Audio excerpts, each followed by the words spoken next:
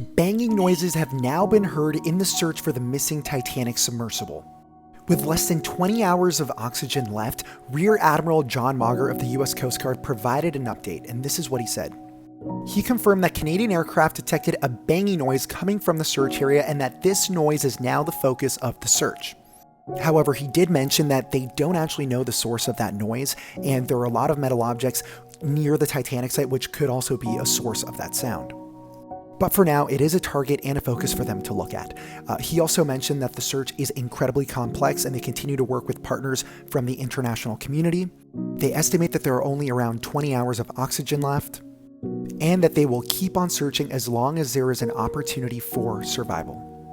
We also know that at least 8 more ships have now joined the search effort. With time quickly running out, let's hope that we can get some more positive updates.